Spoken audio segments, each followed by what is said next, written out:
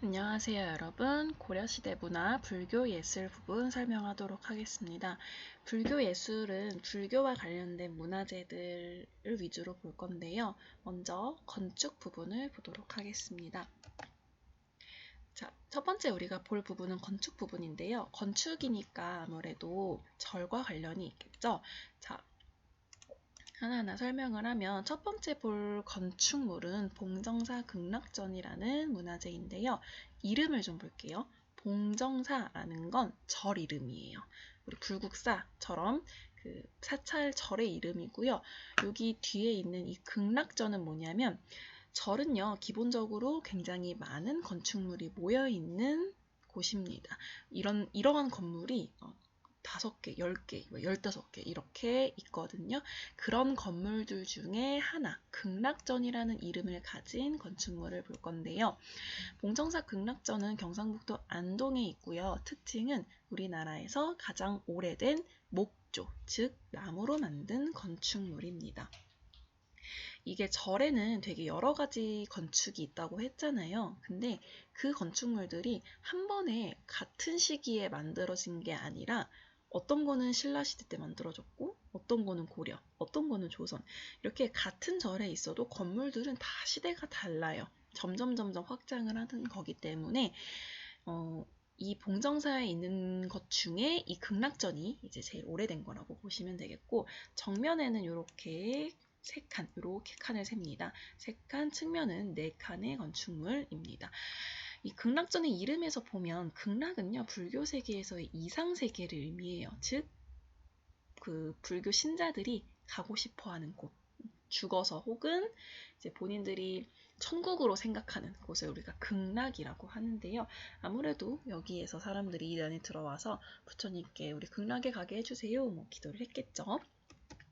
두 번째 건축물은 수덕사 대웅전입니다. 수덕사라는 절에 있는 대웅전이라는 건축물인데요. 대웅전은 좀 많이 들어봤을 거예요.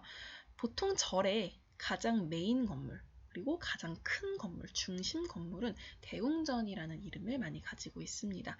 이렇게 대라는 한자 읽을 수 있으시죠? 대웅전이라는 건축물이고요. 건축물을 3개를 볼 건데 그 중에 대웅전이 이제 대자로 구분을 하시면 돼요. 충청남도 예산에 있고요. 특징은 정확한 연대를 알 수 있는 우리나라에서 가장 오래된 목조 건축물입니다. 그런데 좀 이상하죠? 방금 전에 봉정사 극락전이 우리나라에서 가장 오래된 목조 건축물이라고 했잖아요. 근데 왜 여기는 또 이 말이 또 나왔을까요? 네, 우리가 이 건축이 정확하게 몇 년도에 지어졌는지는 기록이 남아있지 않으면 알 수가 없는데요. 이 대웅전 같은 경우에는 1308년에 만들어졌다는 기록이 남아 있습니다. 그런데 이 극락전은요, 기록이 없어요. 하지만 학자들이 여러 이제 문헌들을 검토하고 연구한 결과 이 건축물은요, 적어도 1200년대에 만들어졌을 것이라고 결론을 내고 있습니다. 그러니까 이 1308년보다는 전에 만들어진 건 맞는데 정확하게 우리가 기록상으로는 확인할 수 없기 때문에 기록을 알 수 있는 것 중에는 가장 오래된 게 수덕사 대웅전이라고 생각하시면 됩니다. 정면에 3칸, 그 다음에 측면 모습인데요. 측면은 이렇게 기둥을 기준으로 4칸의 건축물이라는 것을 이해하시면 됩니다. 마지막 건축물은 부석사라는 절에 있는 무량수전인데요.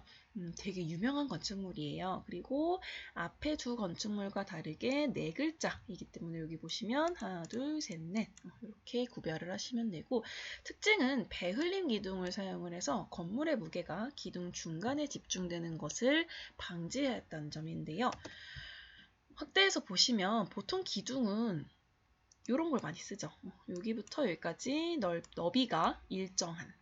근데 이렇게 만들게 되면 위에 있는 지붕의 무게가 하중이 계속 이 중앙으로 모이게 돼서 건물에 무리가 갈 수가 있다고 합니다. 그래서 이 부석사 무량수전 같은 경우에는 배흘림 기둥이라는 건축 기법을 썼어요. 보시면 여기는 좁은데 이렇게 중간에 갈수록 폭이 넓어지는 것을 확인을 할 수가 있죠. 이렇게 만들어 놓으면 중간에 건물의 무게가 집중이 되더라도 조금 더 단단하게 버텨낼 수 있겠죠. 네, 우리 선조들의 지혜를 알 수 있는 부분입니다. 자, 두 번째는요, 이제 불상에 대해서 볼 건데요. 불상은 뜻이 부처님의 모습을 형상화한 거예요. 우리가 기독교에서도 그 하느님이나 예수님한테 기도를 할 때 십자가를 보면서 이제 기도를 많이 하죠. 그것도 예수님을 형상화한 거거든요. 불교에서도 부처님의 모습을 형상화해서 그 불상을 바라보고 기도를 했다고 합니다. 그런데요, 부처님은 한 분인데 이 불교의 교리가 발달하고 복잡해지면서 부처님의 모습은 굉장히 다양해졌습니다. 사람들의 요구가 많아지니까 어떤 사람한테는 병을 치료해주는 부처님이 필요하고 어떤 사람들한테는 마음의 안식을 주는 부처님이 필요하고 그렇기 때문에 부처님의 모습이 다양해졌고요. 그 다양한 부처님을 표현하기 위해 불상도 종류에 따라 그 모습이 다 달라졌다고 이해하시면 됩니다. 고려시대 불상의 특징은요. 이 특징을 중요하게 보시면 되는데요. 첫 번째는요. 거대한 석불이 많이 만들어졌다는 점입니다. 통일신라 시대, 삼국시대에는요. 불상의 크기가 대체로 작았어요. 한 15cm 정도? 그리고 불상의 재료도 금이나 흙으로 만드는 게 많았는데요. 고려시대는 크고 석불, 돌로 만든 불상이 많이 만들어졌습니다. 그 이유는 고려가 호족들이 만들었던 나라잖아요. 각 지방의 호족들의 힘이 굉장히 셌었는데 각 지방에 살고 있던 호족들이 그 지역에서 본인들의 힘을 사람들에게 과시하기 위해서 내가 이 정도의 큰 불상을 만들 수 있는 사람이다 라는 것을 과시하기 위해서 거대한 석불을 만들었어요. 그러다 보니까요, 여러분 2번 보시면 수도뿐만 아니라 지방에서도 불상이 많이 만들어집니다. 예전에는요, 그러니까 삼국시대, 통일신라 시대에는 이 불교 문화 자체가 귀족적인 성격이 굉장히 강해서 불상을 만들 수 있는 계층들은 수도에 집중이 돼 있었어요. 그래서 발견되는 것도 수도 근처였는데요. 고려 같은 경우에는 호족들이 전국에 있다 보니까 전국적으로 불상이 고르게 많이 만들어졌습니다. 불상의 사례는 두 가지를 볼 건데요. 첫 번째는 이천동 마해열의 입상이에요. 경상북도 안동에 있고요. 굉장히 한눈에 보기에도 어마어마한 규모라는 것을 우리가 알 수가 있죠. 자, 특징은 이름에서 우리가 알 수 있는데 마해는 뜻이 무엇이냐면요. 자연적인 바위 혹은 암석에다가 조각을 하는 거예요. 따로 돌을 만드는 게 아니라 이미 있는 자연 지물에 돌을 새겨서 만드는 것을 마해라고 하는데요.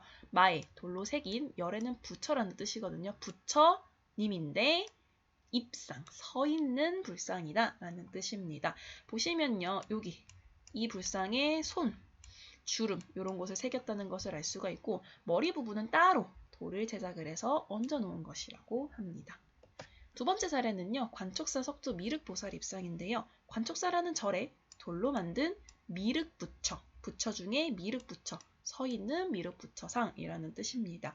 고려 초에 유행했던 대형 불상의 사례 중에 하나로 이 불상은요. 몇 개의 돌, 이렇게 하나, 둘, 셋 돌을 쌓아 올려서 만든 불상이고요. 특징은 몸에 비해서 머리와 손, 보세요. 머리는 이렇게 큰데 몸은 상대적으로 작죠? 근데 또 손은 이렇게 커요.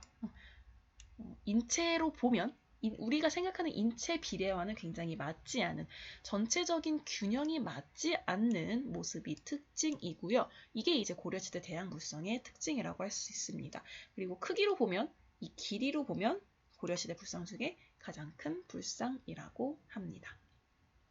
자, 다음으로는 이제 탑을 볼 건데요. 탑도 굉장히 여러 개가 있지만 그 중에 고려 전기, 후기 이렇게 나눠서 대표적인 탑 두 개를 볼 거예요. 첫 번째 탑은 월정사 팔각 구층석 탑입니다.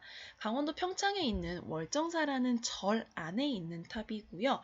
특징은 고구려와 송나라의 영향을 받았다는 점이에요.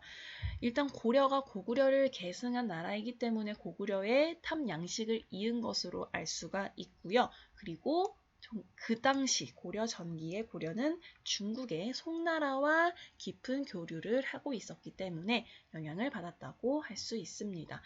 일단 고구려의 그 영향을 받았다는 점을 알 수 있는 게요. 고구려라는 나라는 그 탑의 모양이 다각다층탑이 많았어요.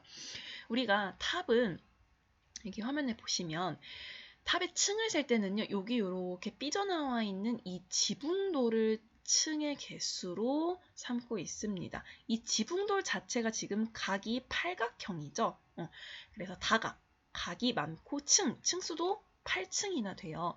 층은 이렇게 세는데요. 1, 2, 3, 4, 5, 6, 7, 8.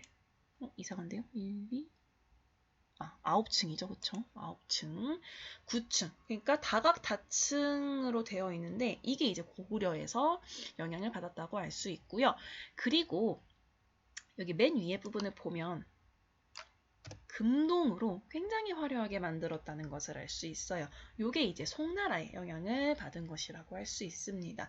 그리고 남한에 남아있는 고려시대 유일한 다각다층 탑의 사례가 되고요. 마지막으로 여기 보시면 이렇게 이 지붕돌의 끝에 이런 종이 달려 있어요. 이 종을 뭐라고 하냐면 풍경이라고 하거든요. 풍경이 뭐냐면 이런 기와집 같은 데 보면 끝에, 처마 끝에 달아놓는 종이에요. 이 풍경을 달아놔서 바람이 불거나 하면 굉장히 맑은 소리를 내서 되게 화려한 소리를 낸다는 이 풍경을 달아놓은 점이 굉장히 특이한 점입니다. 자, 그 다음에 고려 후기 석탑은 이 탑을 볼 건데요. 경천사지 10층 석탑입니다. 경천사라는 터에 지는 터예요. 그러니까 그 절이 있던 터에 있었던 10층짜리 돌로 만든 탑인데요. 소재지가 굉장히 특이해요. 국립중앙박물관에 있습니다. 국립중앙박물관 안에 있는 탑이에요. 국립중앙박물관은 현재 서울 이촌에 있는 우리나라에서 가장 큰 규모의 박물관인데요. 왜 여기 있냐? 원래는요, 개성의 경천사지에 있었어요. 그런데 우리나라가 일본의 지배를 받을 때 일본 사람들이 이 탑이 굉장히 아름다워서 이 탑을 일본으로 가져간 일이 있었습니다. 그런데 해방이 되고 나서 이 탑을 다시 돌려받았는데요. 이걸 이제 어디다가 놓을까 생각을 하다가, 왜냐면 이제 개성이 못 놓으니까 경복궁 옆에 이제 그 박물관 옆에 이 탑을 전시를 하게 됐어요. 그런데 이 탑이요, 여러분. 돌로 만들긴 했는데 원래 우리나라 탑은 보통 화강암으로 만드는데 이 탑은 특이하게 전부 대리석으로 되어 있었어요. 그러다 보니까 야외에 오랜 시간 두게 되면 비가 내리거나 하면 부식이 될 위험도 있고 쉽게 훼손이 되기가 쉬웠습니다. 그래서 보존을 위해서 실내에 두게 됐는데요. 우리나라 가장 큰 박물관, 상징성이 높은 박물관 안에 두게 되었고요. 여러분도 이제 박물관, 여기 국립중앙박물관 많이 가봤을 텐데 1층에 딱 들어가면 굉장히 거대하게 정중앙에 이 탑이 있다는 걸 확인할 수 있습니다. 그래서 역사책에서 배우는 탑 중에 여러분이 가장 쉽게 볼 수 있는 탑이 아닐까 싶어요. 특징은요, 고려 후기에 원나라의 간섭을 받고 있었기 때문에 원나라의 영향을 받았다는 걸 알 수 있는데요. 대리석으로 만들었다는 점, 그리고 위에서 보면 한자 아자형의 모습으로 되어 있다는 점, 그 다음에 각 층이 지붕이 있는 건물 모양으로 조각되어 있다는 점이 그 특징입니다. 이것도 세볼까요? 여기부터 세면 되는데요. 하나, 둘, 셋, 넷, 다섯, 일곱, 여덟, 아홉, 열 이렇게 10층으로 되어 있고 각 층이 다 이렇게 지붕 모양으로 되어 있어요. 확대를 해보면 네, 지붕 모양 이렇게 두 개 돼 있고 하나의 건물과 같은 모습이라는 것을 알 수 있습니다.